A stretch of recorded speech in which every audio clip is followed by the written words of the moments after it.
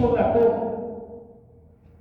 Kalian menyampaikan dariku dan akan ada yang disampaikan dari kalian kepadaku. Wa mamati khairul lakum, dan matiku juga, kata Nabi, baik bagi kalian.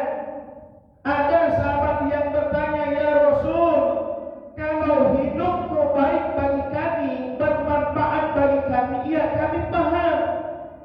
Tapi matimu bermanfaat kepada kami, ini maksudnya apa?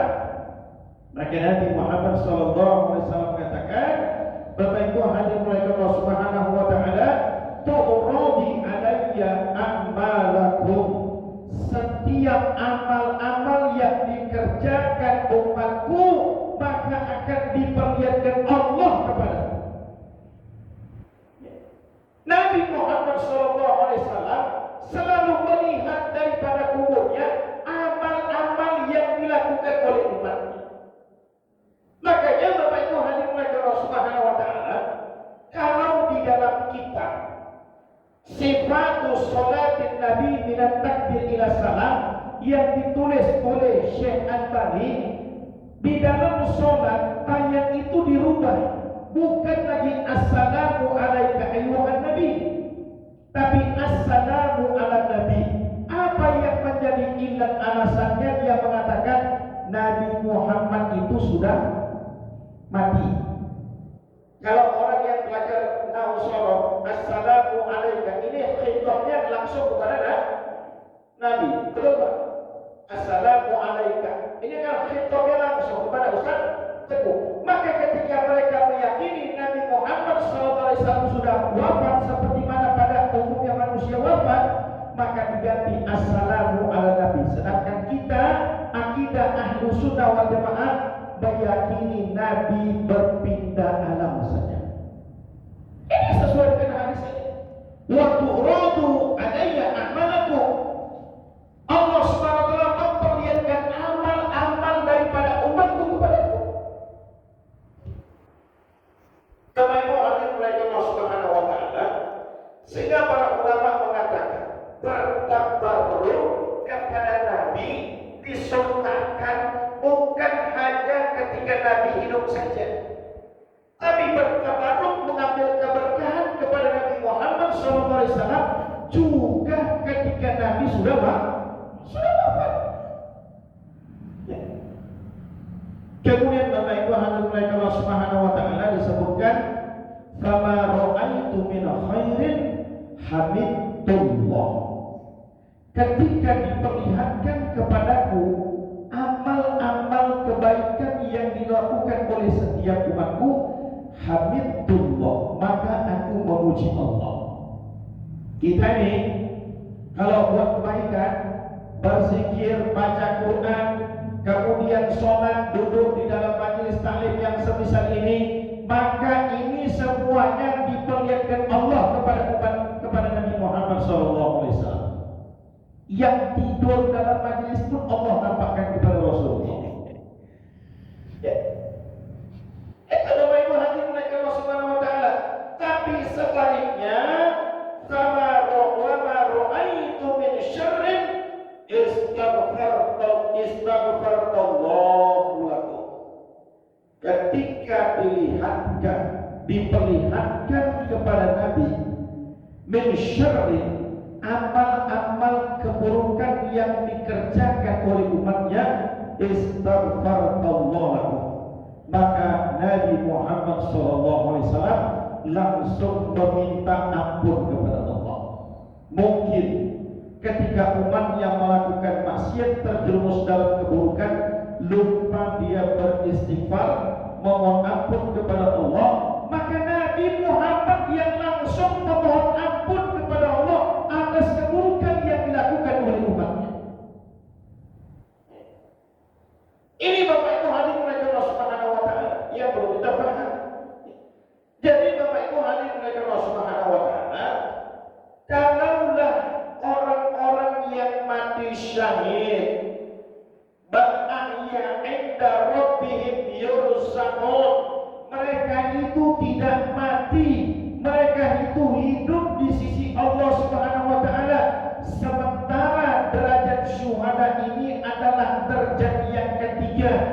alaihim minan nabiyyin was-siddiqin wasyuhada'i was-sholihin wa hasuna ulaika rafiqa.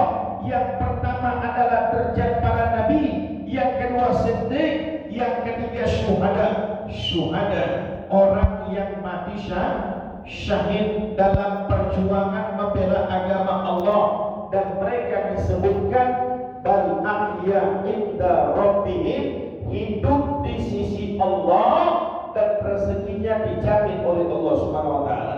Apalagi para nabi, terkhusus juga Nabi Muhammad sallallahu alaihi wasallam.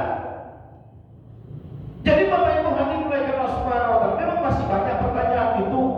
Kalau ketika maulid itu bersama majelis taklim Darus Sofa itu, yang berdiri itu ngapain ya? Yang berdiri itu ngapain ya? Saya keluar malam yang lalu sama istri, hadir di maulid Arba'in. Jadi pulang istri cerita, ada ibu-ibu yang sebelah kayak polisi menginterogasi, ya, kayak polisi menginterogasi istri saya.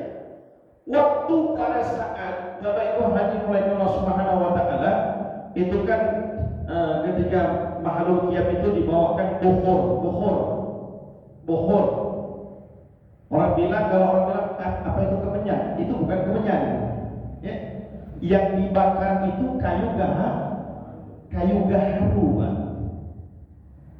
Jangankan di Mekah, di Madinah, di Yaman atau di mana, di India, bagi orang-orang tabligh yang sudah pernah berangkat ke markas tabligh yang ada di India di Nizamuddin, itu setiap menjelang maghrib itu ada orang yang ngomong bukhur keliling, karena masjid itu 5 tingkat.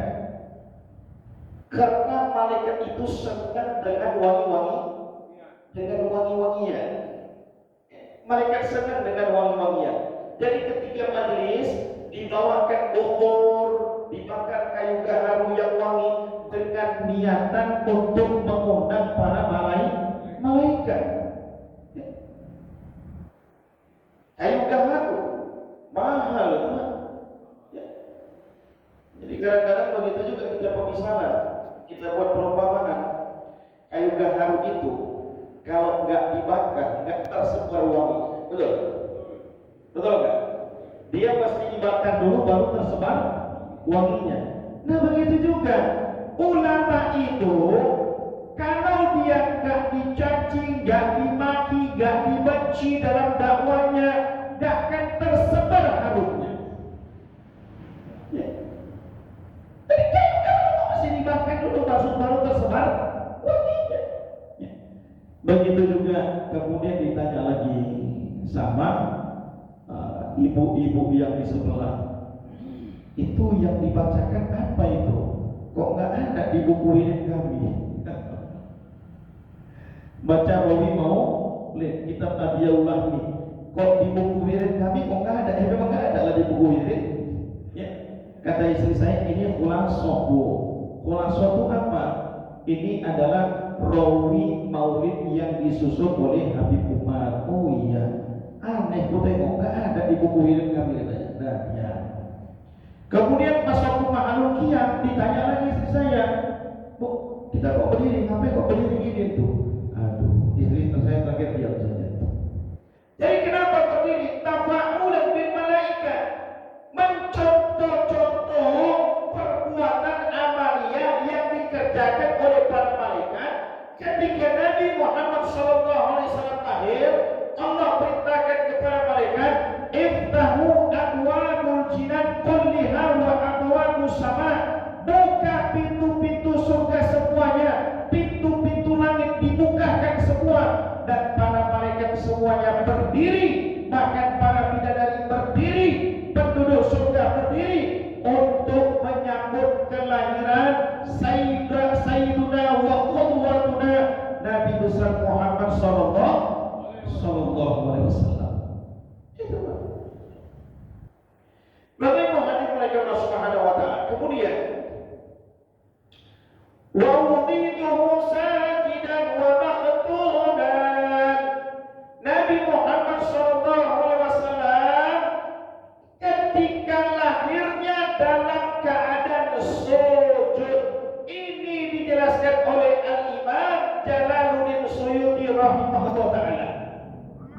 Di dalam kitabnya salah satu kitabnya, saya lupa judul kitabnya. Ya. Sajidah dalam keadaan sujud. Tidak seperti mana umumnya manusia ketika lahir dalam keadaan gak tahu apa-apa, yang tahunya cuma nangis saja. Tapi Nabi Muhammad, kata Imam Suyuti, lahir dalam keadaan sujud, dan kemudian setelah itu tangannya terangkat ke atas mengisyaratkan seperti mana orang yang sedang berdoa. Nabi Muhammad SAW. Dan disebutkan oleh para ulama, selama di dalam kandungan ibunda Aminah, tidak pernah sejarahnya Nabi itu menyusahkan ibunya. Gak kayak kita, belum lahir aja pun sudah menyusahkan mama. Betul nggak? Betul nggak, Bu? Belum lahir udah menyusahkan. Apalagi udah 9 bulan, tidur ke samping nggak bisa, ke samping kanan pun nggak bisa, kelempet nggak bisa. Akhirnya kalau pulang berdiri lentanglah. Masih dalam kandungan saja sudah menyusahkan. Nabi Muhammad SAW, kata ibunda Aminah, tidak pernah menyusahkan sama sekali ketika di dalam kandungan. Bapak Ibu hadirin mulai Allah Subhanahu wa taala. Jadi wa uriduhu sajidan, lahir dalam keadaan sujud, ini tidak seperti mana biasanya yang keumuman. Bahkan disebutkan Bapak Ibu hadirin mulai Allah Subhanahu wa taala, wa uriduhu, ketika Nabi Muhammad SAW lahir, api yang disembah oleh orang-orang Majusi selama kurang lebih 1000 tahun, simbol kesyirikan mereka kepada Allah yang tidak pernah padam walaupun turun hujan. Gimana api nggak padam turun hujan, Pak? Itulah api yang disembah-sembah oleh orang-orang Majusi. Tapi ketika Nabi Muhammad SAW lahir, api itu padam seketika. Ya. Padam seketika.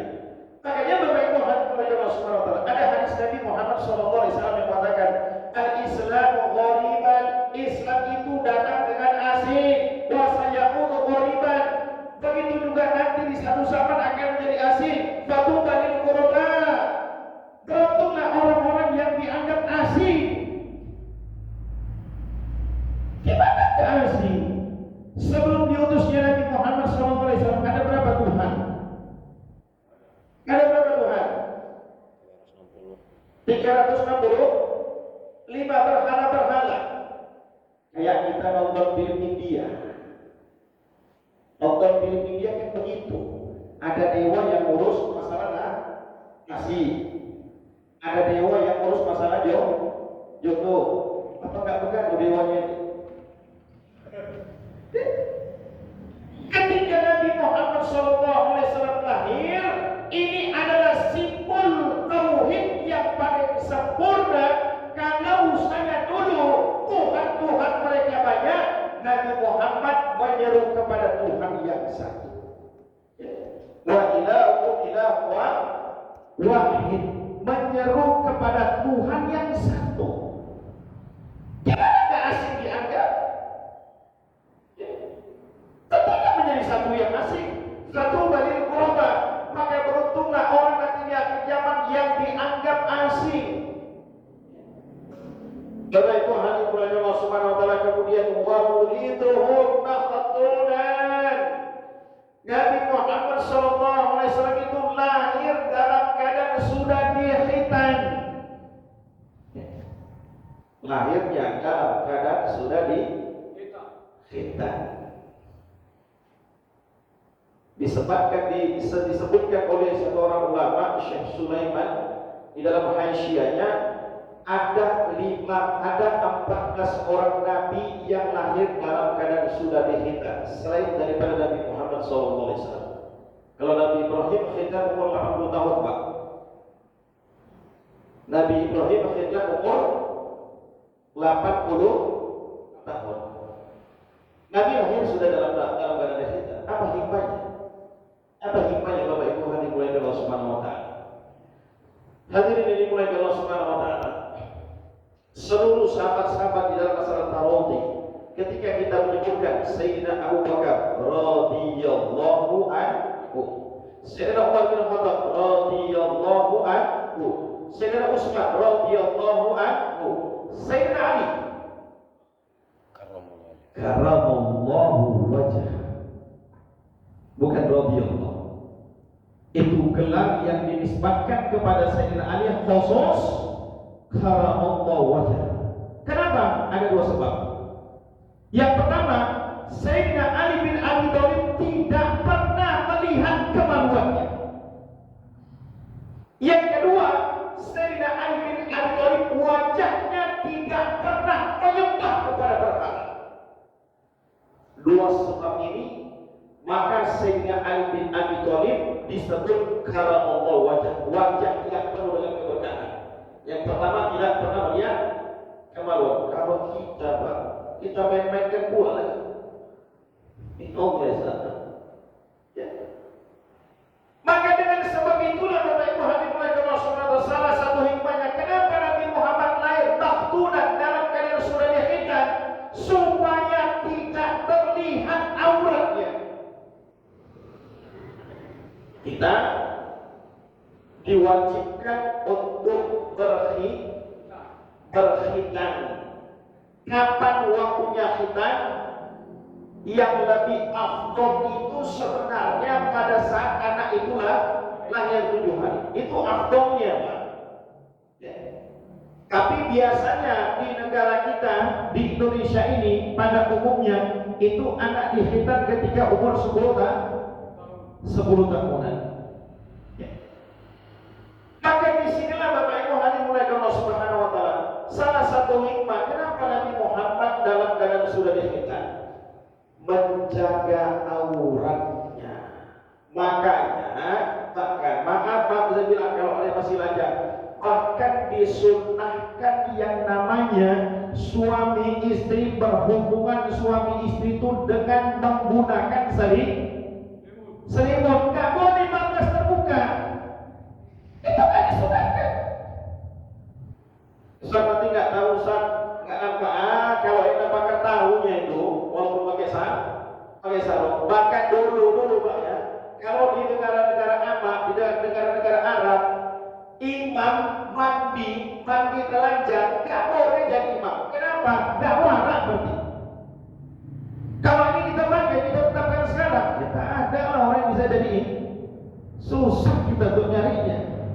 Alasannya kenapa? Karena tidak warak. Warak itu kan diraih orang yang menjaga betul dirinya. Nah, Bapak Ibu hadirin Allah Subhanahu wa taala, wa maktunan, lahir dalam keadaan sudah dikhitan. Kemudian Bapak Ibu hadirin Allah Subhanahu wa taala, semuanya yang ada yang keluar daripada Nabi Muhammad sallallahu alaihi wasallam suci. Ya. Air liurnya, air kencingnya, bahkan darahnya semua suci. Ketika Nabi sedang berbekam, maka Nabi Muhammad SAW memanggil Abdullah bin Zubair, sehingga kata Nabi Muhammad SAW, ya Abdullah bin Zubair, buang darah bekam ini. Dibawa sama Abdullah bin Zubair. Setelah sampai di luar, darah yang bekas daripada bekam Nabi ini diminum sama Abdullah bin Zubair. Tak lama kemudian dia masuk lagi ketemu sama Nabi. Nabi tanya, kemana kau buat darah bekam itu? Kata Abdullah bin Zubair, aku tempatkan di tempat yang paling terbaik ya Rasul. Di mana? Fi batnihi, di dalam tubuh. Nabi nggak bilang syirik, Pak. Nabi nggak bilang kau berlebih-lebihan. Nabi Muhammad SAW mengatakan, siapa saja yang darahku bercampur di dalam tubuhnya, maka akan diharapkan disentuh api neraka jahanam. Semua yang ada pada diri. Bahkan Bapak kotoran Nabi. Ibunda Aisyah di dalam Bukhari Muslim, ya, dalam kitab Bukhari Muslim, karena ketika itu dia bertanya kepada Rasul, ya Rasul, setiap engkau baru saja buang air besar dan aku masuk, tidak aku melihat sedikit pun bekas daripada kotoranmu ya Rasulullah. Kemana kotoranmu ya Rasulullah? Bapak Ibu hadirin mulai Allah Subhanahu wa taala, dulu pernah kajian di sini kitab Syamai Muhammadiyah dengan Ustaz Fauzan. Ya, kitab yang ditulis oleh Al-Imam Abu Isa At-Tirmizi. Bahasanya bumi itu mengatakan semua yang ada pada diri Nabi itu semuanya untuk manusia, betul? Rambut Nabi, ya, serban Nabi, jubah Nabi, semua itu keberkahan yang ada pada diri Nabi semuanya kepada manusia. Maka kami bumi kotorannya ini. Semuanya suci Bapak Ibu hadirin Allah. Maka ketika Nabi sedang berwudu, para sahabat semuanya berebut untuk mengambil bekasan-bekasan daripada air wudu Nabi sehingga tidak ada satu pun yang jatuh ke bumi. Bapak Ibu hadirin Allah Subhanahu wa taala, bahkan keringatnya Nabi itu harum seperti mana kasturi. Ummu Sulaim, ibunda daripada Sayyidina Anas bin Malik. Sayyidina Anas bin Malik adalah orang yang berkhidmat belajar kepada Nabi mulai daripada usianya 10 tahun. Satu ketika Nabi Muhammad SAW dalam safar singgah di rumah Ummu Sulaim, ibundanya Sayyidina Anas bin Malik. Maka pada saat itu Nabi tertidur, disiapkan dengan Ummu Sulaim tikar-tikar yang begitu sederhana sekali. Pada saat Nabi tidur, karena panas, maka tubuh Nabi berkeringat. Dilihat Ummu Sulaim, dia ambil kapas, kemudian dia lap keringat Nabi Muhammad SAW. Dia peras, dia masukkan ke dalam botol. Diambilnya lagi, dimasukkannya ke dalam botol. Diambilnya, dimasukkannya ke dalam botol. Kemudian Nabi terjaga, Nabi terbangun. Kata Nabi Muhammad SAW, "Mahada Ummu Sulaim." Apa ini Ummu Sulaim? Apa yang kamu buat? Ya Rasul, ku ambil keringatmu ini ya Rasulullah, ku masukkan ke botol supaya anak-anak lakiku mendapatkan keberkahan ya Rasul. Kami masukkan ke dalam minyak wangi. Kalau bahasa kita bilang sekarang ini, orang jual minyak wangi direming. Karena kan banyak itu, jual minyak wangi lebih banyak solnya daripada aslinya. Sehingga beli minyak wangi, paketnya baru dipaketkan wanginya udah hilang. Jadi keringat Nabi ini dikumpulkan sama Ummu Sulaim, dimasukkan ke dalam botol, dia bagi-bagikan kepada anaknya untuk mendapatkan keberkahan, dan kemudian dicampurkan dengan minyak wangi mereka. Kalau kita sekarang, Pak, keringat kita dicampurkan dengan minyak wangi, kira-kira yang muncul bau minyak wangi atau bau keringat kita? Keringat. Hah? Keringat. Gimana kira-kira? Kalau yang suka makan jengkol berarti keringatnya bau jengkol. Betul kan? Ini kita bicara tentang kemuliaan Nabi Muhammad SAW. Bapak Ibu hadirin Allah Subhanahu wa taala. Setelah satu persatu saya menjelaskan bagaimana jasanya Nabi Muhammad kepada umat ini, yang Nabi Muhammad mengatakan hayati khairun lakum, hidupku bermanfaat baik bagi kalian, wa mamati khairun lakum, dan matiku juga kebaikan bagi kalian wahai umatku. Dan Nabi Muhammad SAW mengatakan tuhruni a'malukum alayya, dan amal-amal kalian nanti akan diperlihatkan kepadaku ketika aku di dalam kubur. Kalau amal itu amal yang baik, maka aku akan memuji Allah. Kalau seandainya amal itu buruk, kemudian umatku itu belum sempat memohon ampun, fastaghfirullahu lakum, aku yang akan meminta ampun kepada Allah atas keburukan yang kalian lakukan wahai umat. Besarkah jasa Nabi? Besarkah? Maka terakhir saya bilang, nama Muhammad itu adalah nama yang pertama kali melekat di dalam diri Nabi Muhammad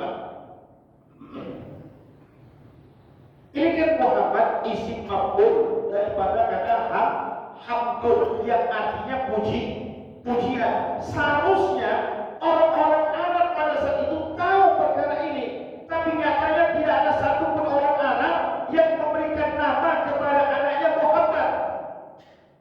Hanya Nabi Muhammad saja yang mengangkat nama ini. Bahkan ketika ada pertanyaan, Ustaz, kalaulah nama Muhammad ini nama yang paling terbaik, kenapa di 3 generasi sahabat kemudian tabi'in tidak ada di antara mereka yang memberikan nama anaknya Muhammad? Boleh baca cek? Ya. Di zaman sahabat tidak ada sama sekali. Kenapa? Bapak itu hadirin mereka Allah Subhanahu wa taala. Ini sebagai bentuk takzim. Ya. Sebagai bentuk takzim. Kenapa? Karena ketika kita menyebut Nabi Muhammad, haruslah kita menyebutkan dengan Sayyidi. Betul? Ya. Ini sebagai bentuk takzim. Makanya Bapak Ibu hadirin mereka Allah Subhanahu wa taala, pada abad-abad ya setelah generasi tabi'in, barulah ada diberikan nama anaknya Muhammad, tapi ada penambahannya. Ya.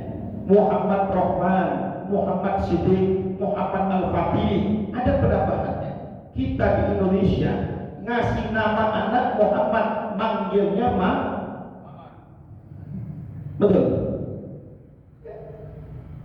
Bentuk pujian, isim maf'ul daripada Hamidun, pujian kepada Allah Subhanahu. Muhammad manusia yang terpuji. Nah, Bapak Ibu hadirin mereka Allah Subhanahu wa taala. Setelah saya uraikan jasa Nabi Muhammad yang begitu besar kepada umat ini, kira-kira saya tanya sekarang ini, berdosakah orang yang senang hatinya mengungkapkan rasa kegembiraannya ketika masuk bulan Rabiul Awal, dia memperingati hari kelahiran Nabi Muhammad SAW? Tidak. Adakah seperti mana orang yang mengeluarkan statement di zaman Nabi Muhammad tidak pernah dibuat maulid, di zaman sahabat tidak pernah dibuat maulid, kemudian mereka mengatakan, kalaulah seandainya maulid ini kebaikan, kenapa tidak dikerjakan di zaman Nabi Muhammad? Kenapa tidak dikerjakan di zaman Abu Bakar, Umar, Utsman, Ali? Betul nggak, Pak? Ya, kita mendengarkan begitu. Maka ulama-ulama usul menjelaskan kaidah usul at-tarku la ya'ni tahrim. Tidaklah setiap hal-hal yang tidak dikerjakan Nabi, yang diperintahkan Nabi, haram kita untuk melakukannya. Kenapa di zaman sahabat tidak memperingati maulid secara besar-besaran seperti mana yang dilakukan, diamalkan oleh umat Islam hari ini? Karena sahabat melihat Nabi, ketemu dengan Nabi, melihat akhlak Nabi, melihat cara bagaimana Nabi bermuamalah, bermuasyarah. Kita enggak ketemu dengan Nabi, Pak.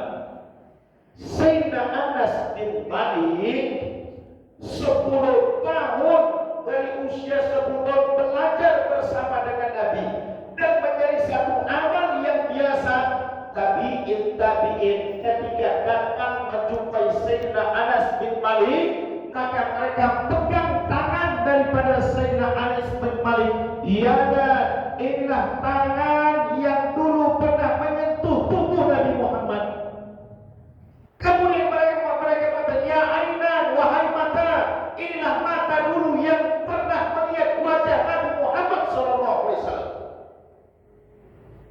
Kita hari ini diperingati maulid pun hari di mana-mana, tidak juga belum lagi sempurna untuk mendatangkan cinta yang sempurna kepada Nabi Muhammad. Buktinya apa, Pak? Jangan jauh-jauh dalam pengamalan sunnah. Salawat dalam satu hari 100 kali saja pun berat kita. Betul? Dosa 1000, dosa 10.000, 100 kali pun berat kita untuk bersalawat kepada Nabi. Belum lagi cerita dalam mengamalkan sunnah-sunnah Nabi Muhammad SAW. Terakhir Bapak Ibu hadirin Allah Subhanahu wa taala. Di dalam kitab I'anatul Talibin jilid 3 halaman ke-415. Kitab ini ditulis oleh Sayyid Abu Bakar Syaddo. Maka dituliskan Bapak Ibu hadirin Allah Subhanahu wa taala, dahulu kala ada satu orang pemuda di Basrah. Pemuda ini namanya Syahdan, ahli maksiat, orang yang suka melakukan keburukan, sehingga masyarakat yang ada di kampungnya ini hilang empatinya kepada dia. Tidak kan begitu? Kalau di kampung itu ada orang yang begajulan, nggak mungkin kita senang dengan orang begajulan, betul kan Pak? Hilang empatinya. Tapi ada satu amal yang dilakukan oleh Syahdan, pemuda ini. Setiap masuk bulan Rabiul Awal, dia mandi, dia pakai pakaian yang baru, kemudian dia bersihkan dirinya, dan kemudian dia undang masyarakat untuk buat maulid Nabi. Dan dia yang menyiapkan makanan-makanan suguhannya semuanya. Setelah itu dia minta salah seorang daripada masyarakat untuk membacakan rawi maulid Nabi. Ini saja amalan yang dilakukannya istiqomah. Tapi itu juga tidak merubah cara pandang masyarakat menganggap bahwasanya pemuda ini adalah orang yang buruk. Sampai datang ketentuan Allah, pemuda ini wafat, meninggal dunia. Orang kampung antara mau dan tak mau untuk menguruskan fardu kifayahnya. Karena mereka tahu ini orang yang senang maksiat. Pada saat itu Bapak Ibu hadirin Allah Subhanahu wa taala, ini dijelaskan dalam kitab ini. Kalau yang ada kitabnya silakan buka di I'anatul Talibin jilid 3 halaman 415. Maka Bapak Ibu hadirin Allah Subhanahu wa taala, terdengar suara daripada langit yang mengatakan kepada penduduk Basrah, wahai penduduk Basrah, sesungguhnya si fulan ini adalah salah satu daripada wali-walinya Allah Subhanahu wa taala. Akhirnya mereka kuburkan. Pada malam hari, beberapa orang kampung dimimpikan melihat pemuda tersebut memakai baju yang terbuat daripada sutra, dilapisi oleh emas, dan pemuda tersebut wajahnya begitu bersih dalam keadaan tersenyum.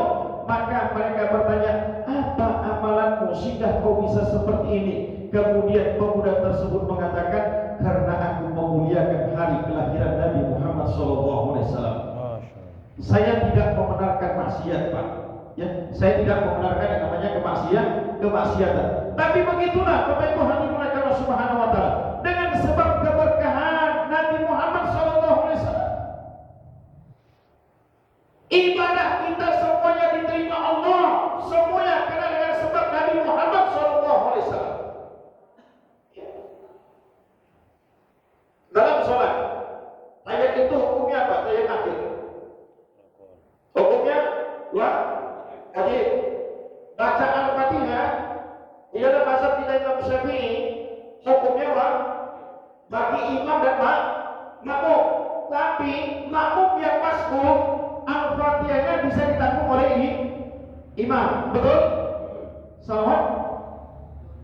Seandainya sholat ketika tahiyat akhir belum lagi salawat, makmum di belakang belum salawat, langsung dia assalamualaikum warahmatullahi, bisa ditanggung imam salawatnya? Bisa ditanggung imam? Batal sholatnya. Maka di sini Bapak Ibu hadirin Allah Subhanahu wa taala, para ulama mengatakan, walaupun sholat kita ini bacaannya gak bagus-bagus sekali, khusyuknya juga gak khusyuk-khusyuk kali, jangan berharap khusyuk lah. Apalagi di akhir zaman hari ini. Makanya kadang-kadang Masya Allah, anak-anak diusir dari masjid. Sekarang bagian masjid tinggal lagunya macam preman kelas. Ya, biarkan aja anak-anak sholat di masjid. Hanya saja perlu ditertibkan. Kalau mereka diusir dari masjid, kemana mereka? Ke kafe, ke warnet. Biarkan mereka di masjid, tertibkan mereka di masjid.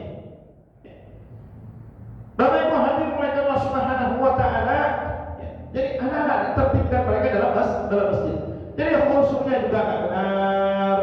Ya. Apalagi kita sekarang begitu sholat angkat takbir, Allahu Akbar, datang setan, uskur haza wa kaza, ingatlah ini, ingatlah ini, ingatlah ini. Yang mau ditagih bisa ingat dalam sholat, semuanya bisa ingat dalam sholat. Ya. Kunci kereta hilang bisa ingat dalam sholat. Ya. Semua bisa ingat dalam sholat. Tapi dengan sebab salawat kepada Nabi Muhammad sallallahu alaihi wasallam, keberkahan salawat kepada Nabi Muhammad sallallahu alaihi wasallam, salat kita diterima Allah Subhanahu wa taala. Amin. Ya. Saya bilang amin, Pak. Ya. Amin, amin, amin, amin. Awal insyaallah 2024. Enggak bid'ah bilang amin ya. Ya. Nanti orang nanti masa pilpres nanti Bawaslu bingung nanti untuk ngaturnya. Gimana lah ini? Kampanye dalam masjid kan nggak boleh kan? Kan nggak boleh kan? Nah, tapi kalau kita sholat, ghairil maghdubi alaihim waladdallin, bingung Bawaslu. Apalah yang kami ganti ini daripada perkataan amin ini? Jadi serba salah. Bagaimana hadir mereka Allah Subhanahu wa taala? Maka sekarang saya sampaikan, ini adalah satu bentuk euforia kita. Qul bi fadlillah wa bi rahmatihi fa bidzalika falyafrahu. Katakanlah dengan datangnya karunia Allah. Tidak ada karunia yang lebih besar min fadli rabbi kecuali kelahiran Nabi besar Muhammad sallallahu alaihi wasallam. Simbol-simbol kesyirikan semua dihancurkan Allah Subhanahu wa taala.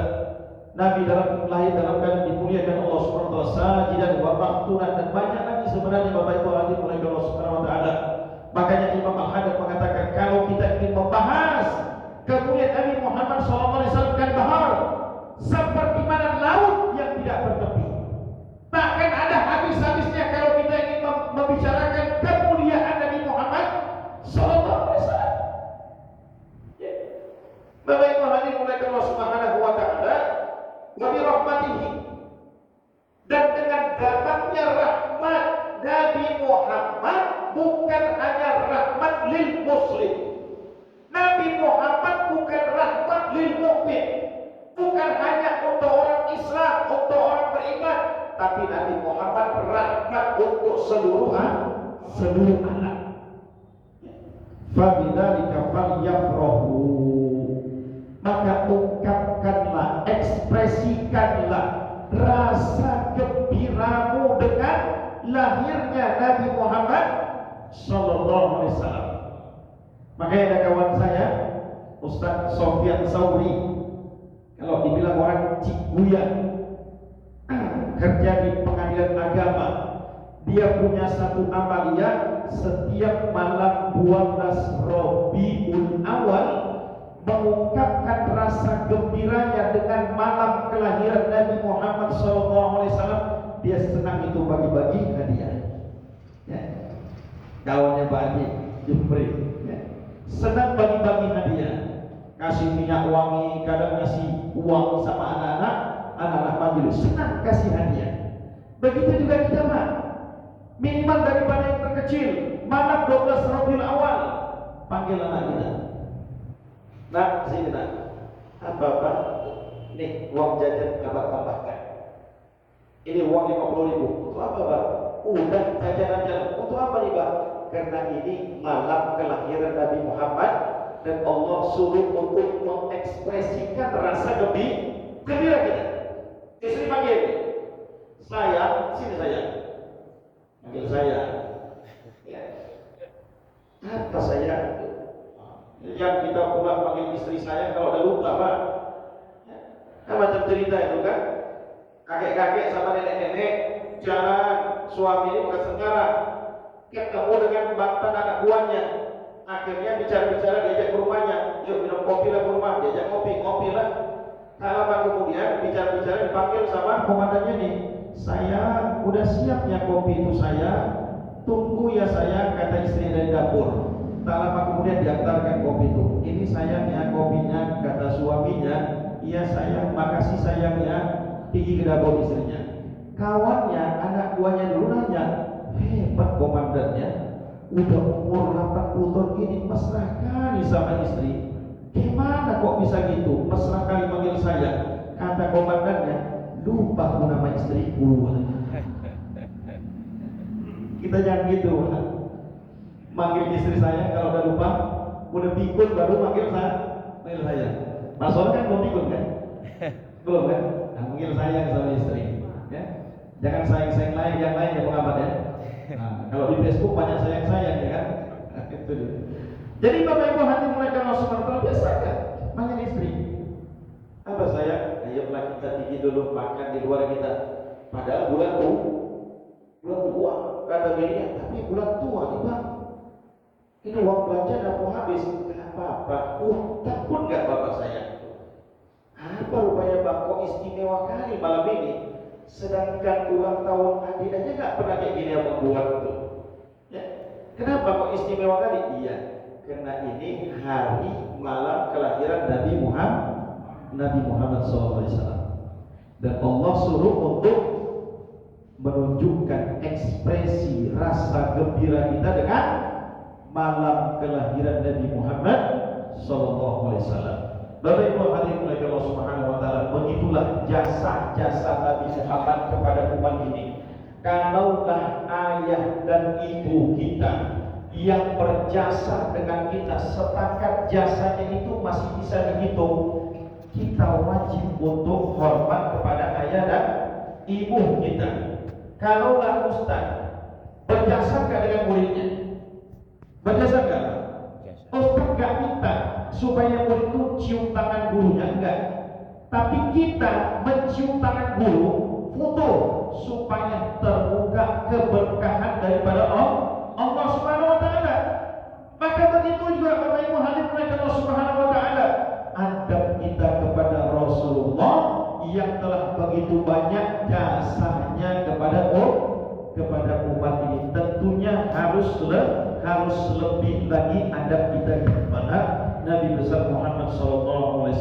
Bapak Ibu hadirin Allah Subhanahu wa taala, nah inilah kaji kita pada pagi yang berbahagia ini. Poin daripada pengajian ini yang pertama Bapak Ibu hadirin Allah Subhanahu wa taala, ya, Nabi Muhammad manusia, ya, sama seperti kita, basyariahnya. Wal basyar laisa kal basyar. Tetapi Bapak Ibu hadirin Allah Subhanahu wa taala tidak seperti mana manusia pada umumnya. Karena banyak khusus, ya, pengkhususan yang diberikan Allah SWT kepada Nabi Muhammad sallallahu alaihi wasallam. Mudah-mudahan Bapak Ibu hadirin Allah Subhanahu wa taala kaji pada suku yang berbahagia ini yang membahas tentang kemuliaan, keagungan yang ada pada dalam diri Nabi Muhammad SAW.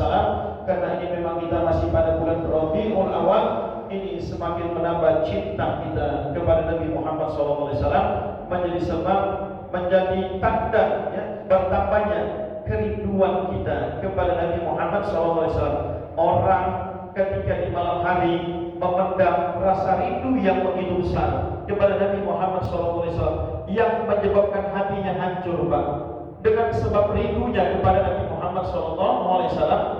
Dan maka insya Allah Allah akan memberikan satu kenikmatan kepadanya untuk bisa berjumpa di dalam mimpinya bersama dengan Nabi Muhammad SAW. Mudah-mudahan kita yang hadir semua dalam majelis ini, sebelum akhir hayat kita, Allah Subhanahu wa taala izinkan kita untuk melihat wajah mulia Nabi Muhammad SAW di dalam mimpi kita. Walaupun mungkin mata kita yang kotor, mata kita ini banyak melihat maksiat, kalau diukur pun tidak pantas untuk melihat wajah Nabi Muhammad SAW.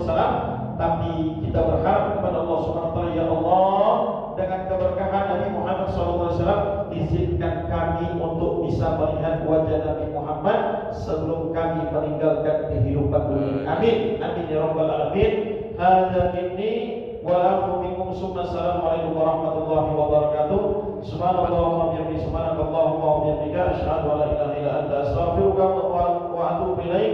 Subhanaka rabbika rabbil izzati amma yasifun wa salamun alal mursalin walhamdulillahi rabbil alamin.